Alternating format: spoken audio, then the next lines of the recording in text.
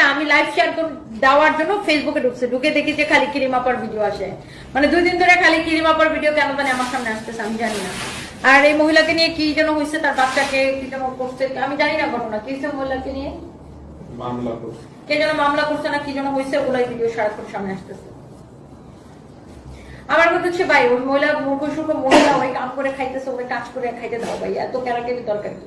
আর ও হয়েছে ওর ঠিকই আছে, ও বাচ্চার গুলার নিয়ে বেশি বেশি কাহিনী করতো, বাচ্চার ছোট বাচ্চারা মেকআপ শেকআপ করায় ঠিকই করছে, ভোগ লিখছে এখন এসব, মানে ওই তো অশিক্ষিত তো বুঝে না কি করবে, এসব আবল তাবল করছে।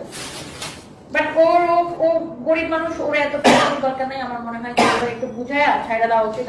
ওর কাজ করে খাক, গরিব মানুষ কি করবে?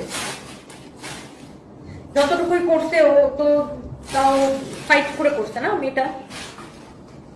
বাট ও বাচ্চাদের সাথে যেটা করছে ওটা সে ঠিক করে নাই, ওটা ওকে ওই বুঝাই শোনায় দিয়ে কাজ করতে দেওয়া উচিত। ওর জীবন কিভাবে চলবে না সেটাই আপু। আর ও যেটাই করছে আপু সেটা হচ্ছে যে আপনার ওই যে পায়ে মানে কি যেন বলে পেটের দায়ী করে সে, মানে এটা তো আপনার, ও তো আর পড়াশোনা নাই, অশিক্ষিত একটা মেয়ে, সে যতটুকু যে সোশ্যাল মিডিয়াতে সে করে তার পেট চালায় সে। বাট সে তার বাচ্চাদের সাথে যেটা করছে, ওই ছোট বাচ্চাদের সাথে বেশি বেশি করে করতে পারে। আই থিঙ্ক ওকে একটু বুঝাই শোনা বলাই দিয়ে